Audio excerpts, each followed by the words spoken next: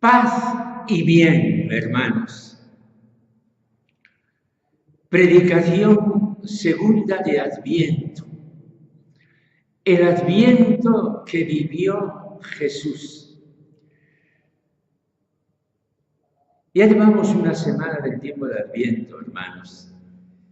El domingo pasado les dije que durante este tiempo, en lugar de hacer la homilía habitual, fundamentado en el Evangelio del día,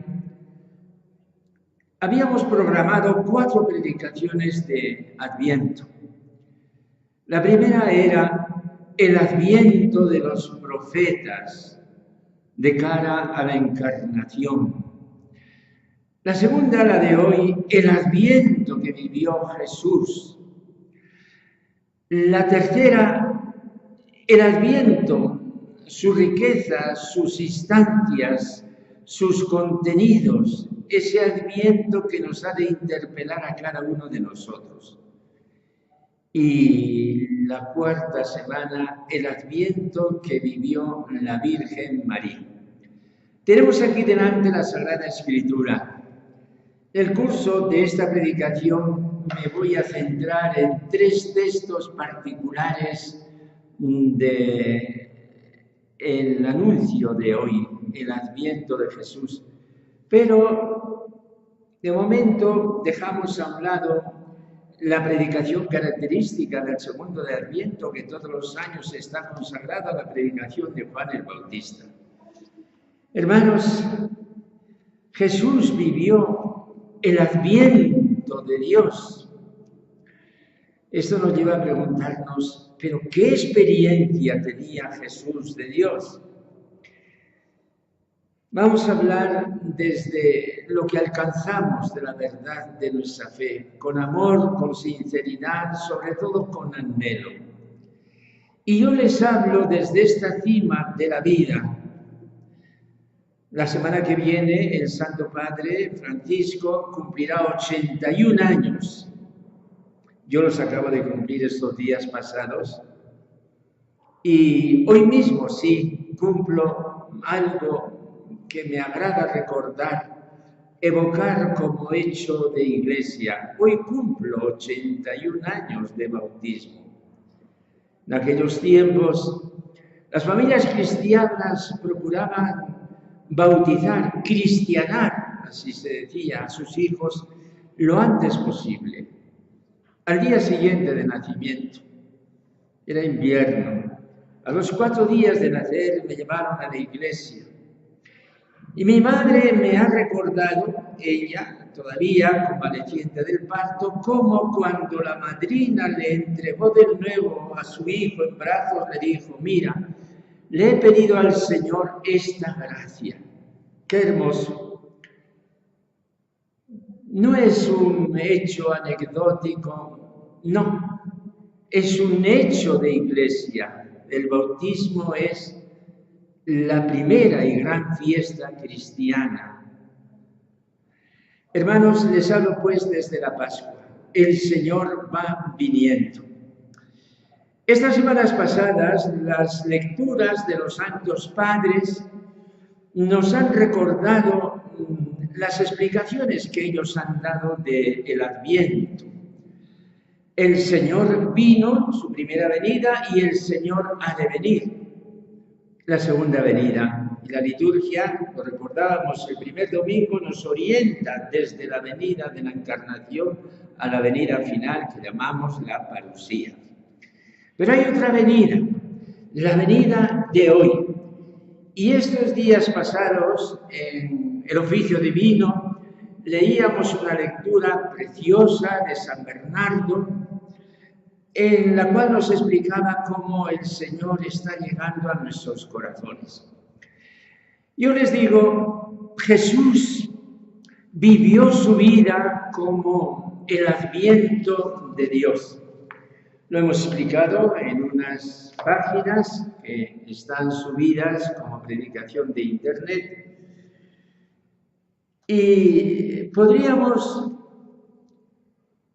recorrer la vida de Jesús y descubrir en ella cómo hay unos momentos especialmente significativos que nos atrevemos a titular los advientos de Jesús, de Dios en la vida de Jesús. Les voy a mencionar 7 advientos que Jesús tuvo en su vida. El primer adviento de Jesús, el primer adviento fuerte de Dios en su vida que conocemos es lo que le ocurrió a los 12 años. ¿Qué me buscabais? ¿No sabíais que yo debía estar en la casa de mi padre? Que eso era lo más importante.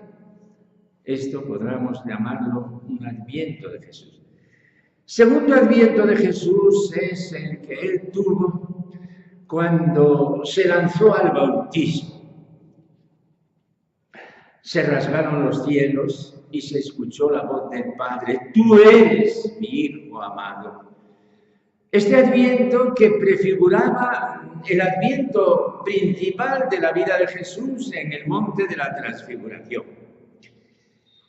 El tercer adviento de Jesús fue cuando, conducido, empujado por el Espíritu Santo, se internó en el desierto para estar en diálogo familiar con su Padre y para vencer al demonio. El cuarto adviento de Jesús fue cuando, a impulsos de ese mismo Espíritu, salió a predicar. Y Jesús predicaba. Jesús en su predicación anunció el reino.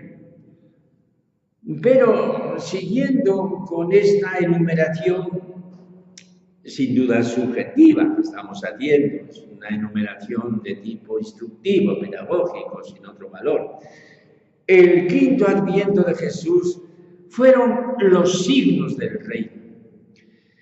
Los signos del reino, cuando él, como evidencia del reino, perdonaba los pecados, sanaba a los enfermos, expulsaba a los demonios y vivía en oración de amor y de éxtasis con el Padre.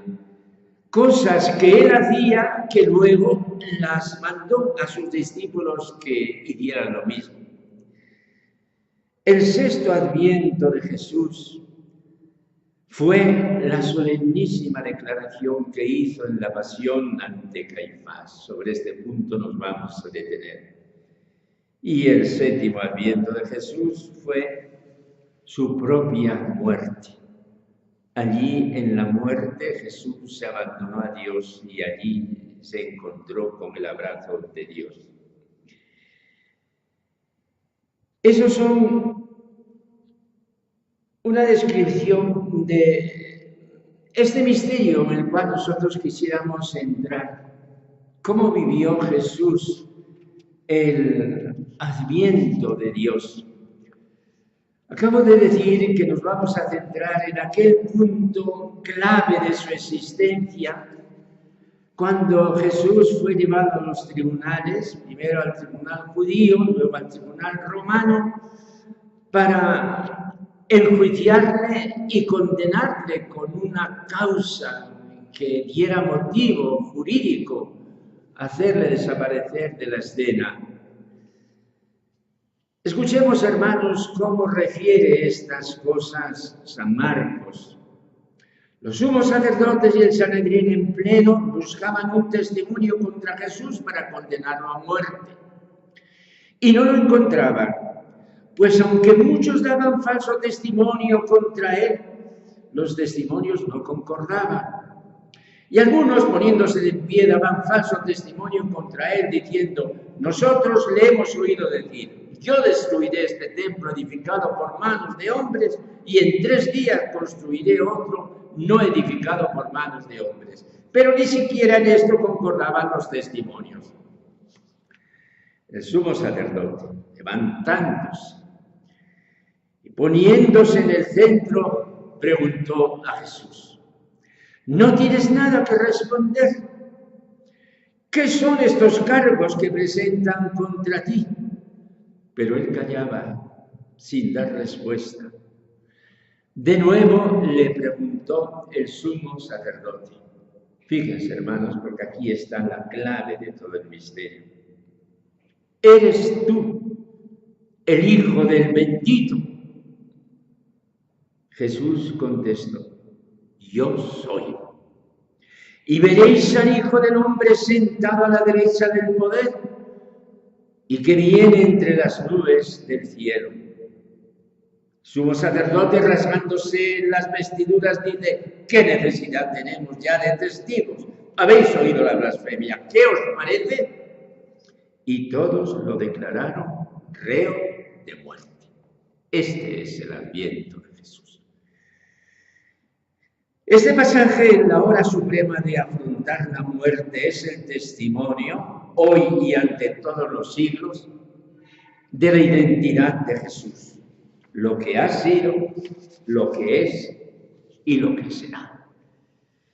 Claro que antes de responder nosotros como de sabido, nos corta el paso una pregunta. ¿Es que podemos conocer realmente la identidad de Jesús?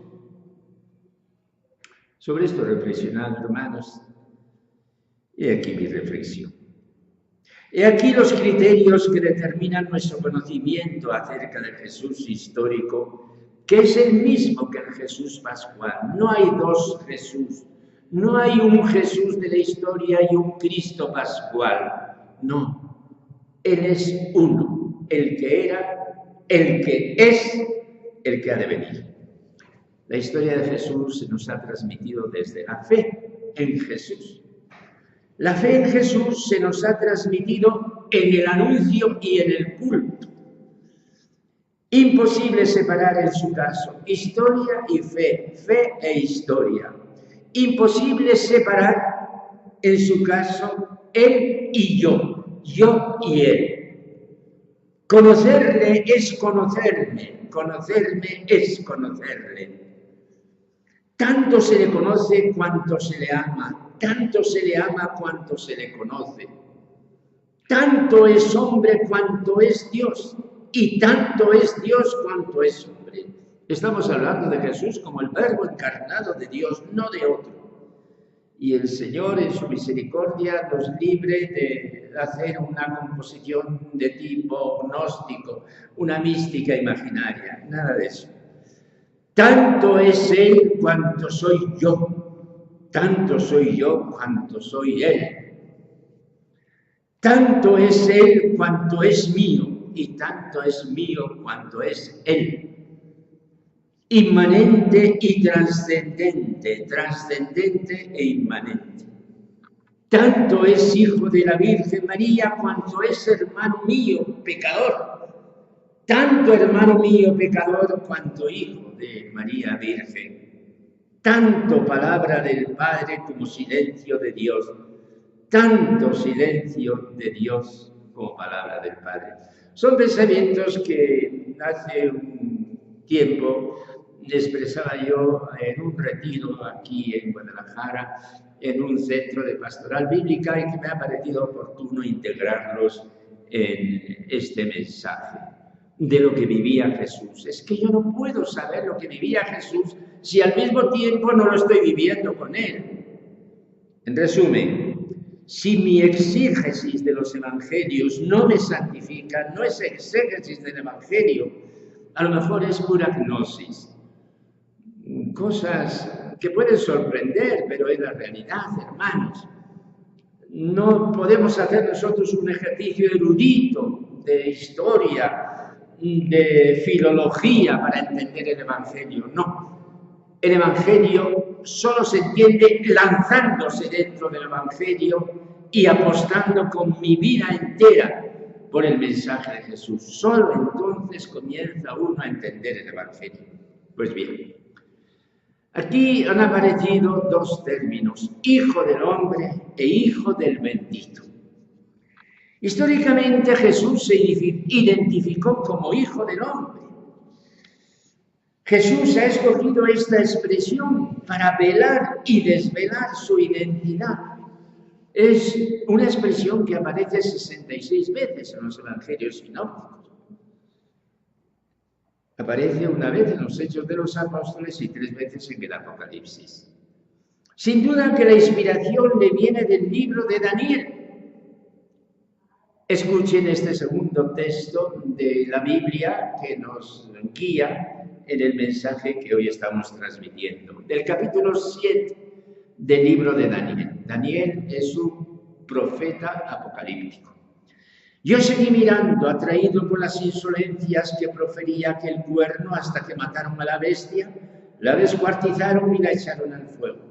Las otras bestias le quitaron el poder, dejándolas vivas una temporada hasta un tiempo y una hora. Seguí mirando. Y en mi visión nocturna vi una especie de hijo de hombre. Era hombre, era más que hombre, entre las nubes del cielo. Avanzó hacia el anciano y a Dios y llegó hasta su presencia. A él se le dio poder, honor y reino. Y todos los pueblos, naciones y lenguas lo sirvieron. Su poder es un poder eterno, no cesará. Su reino no acabará. Ese Hijo del Hombre, Jesús, ha dicho, ese soy yo. Un recorrido de las frases de Jesús con la expresión del Hijo del Hombre nos aproxima al misterio recóndito de Jesús. Con esta expresión, Jesús ha hablado unas veces del rechazo de sus sufrimientos y de su muerte. Y con esta expresión ha hablado de la venida gloriosa. Además de Hijo del Hombre, hemos encontrado aquí otra expresión que está fuera de nuestro lenguaje. Eres tú el Hijo del Bendito. En labios del sumo sacerdote, el Hijo del Bendito, es decir, el Hijo de Yahvé, no es otro que el Mesías. Y el Mesías es el Hijo de David. En suma, es el Hijo de la profecía. Hay una pregunta que Caifás le presenta a Jesús, una propuesta de divinidad. ¿Eres tú Dios?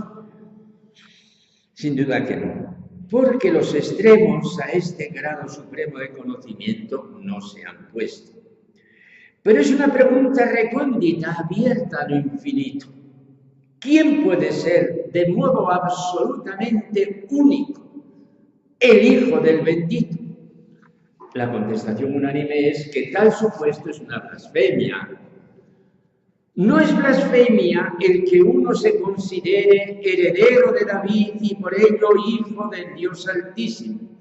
Es blasfemia el título en sí, Hijo del Bendito. El bendito no puede tener hijos, se basta a sí mismo. Tener hijos sería pasar al panteón de los dioses paganos. Y lo mismo su relación con el Espíritu. Los evangelios dan testimonio de que Jesús es no solo el Hijo del Padre, sino que sabe que Él es lo que es. Igualmente los evangelios nos dan testimonio de que el Espíritu reposa sobre Él y que Él mismo es consciente de esta pertenencia. Se desencadena de modo irreversible el misterio de la divinidad que definirán después los concilios. Dios de Dios, luz de Dios, Dios verdadero de Dios verdadero. La solución honesta parece ser: Jesús es un hombre abocado infinitamente al misterio de Dios, pero al pronunciarlo sentimos que esta manera de expresarse quiebra la fe, que decir es absurdo. El verbo ser adquiere su pleno significado cuando es presente del ser. Es igual a es. Falseamos la verdad de los concilios cuando decimos que Jesús es hombre y no es Dios, sino que es hombre siendo abierto a Dios. Pero no entendemos cómo el plano del ser se mezcla y se funde con el plano del conocimiento. Hermanos, silencio y adoración. Silencio y adoración. Es que nosotros, de nuestra parte, queremos escamotear esa identidad última de Jesús para decirle en una plenitud única de sentido: Señor, tú eres el Hijo único de Dios. Pero sigamos todavía indagando en estas expresiones que Jesús ha usado en la declaración a Caifás, en este momento en el cual él está jugándose vida o muerte. La respuesta al sumo sacerdote ha recogido dos pasajes de la Escritura. Veréis al Hijo del Hombre sentado a la derecha de Dios. ¿Quién es el que está sentado a la derecha de Dios? El que está sentado a la derecha de Dios es aquel que ha triunfado completamente. Es una frase del Salmo 110. La Semana Santa nos está revelando el fracaso de Jesús. En la Semana Santa encontramos una serie de parábolas en las cuales Jesús, de una manera combinatoria, dirigida a las autoridades del pueblo, nos va expresando cómo Él ha sido rechazado. La Semana Santa revela el fracaso de la vida de Jesús y al mismo tiempo, en las palabras del Señor, Él revela el triunfo escatológico. La venida de Dios recurría grandiosa en los profetas. Pero Jesús dice lo que nadie hasta ahora había dicho. Los profetas habían dicho que vendría Dios, pero Él dice que vendrá Él mismo con Dios. Es diferente. Escuchen, hermanos, este tercer texto de nuestra predicación de hoy, un texto que tomamos del Evangelio, el capítulo 13 de San Marcos, pero que también lo vemos en los otros evangelios sinópticos. En aquellos días, después de esta gran angustia, el sol se oscurecerá, la luna no dará su resplandor, las estrellas caerán del cielo, los astros se tambalearán. Entonces verá venir al Hijo del Hombre sobre las nubes con gran poder y gloria. Y Jesús dice: ese soy yo. Esta es la identidad de Jesús. Este es el pasaje principal. Esta es la declaración más fuerte que Jesús ha dicho ante el misterio de su propia muerte, cuando se tiene que jugar todo. Jesús ha sustentado su vida en esta confianza absoluta, que es el fundamento de toda la esperanza cristiana. ¿Cuándo será? ¿Cómo será? No lo sabemos, no importa, tampoco Él lo sabía. Él dijo que en cuanto al día y la hora nadie sabe nada, ni los ángeles ni el Hijo. Pero lo que Jesús afirma contundente y rotundamente es que Él vendrá en la gloria de Dios. Este es Jesús. Entonces se funden el adviento de Jesús con el adviento de Dios. Entonces el reino de Dios llegará a su plenitud. Este es el misterio de Jesús.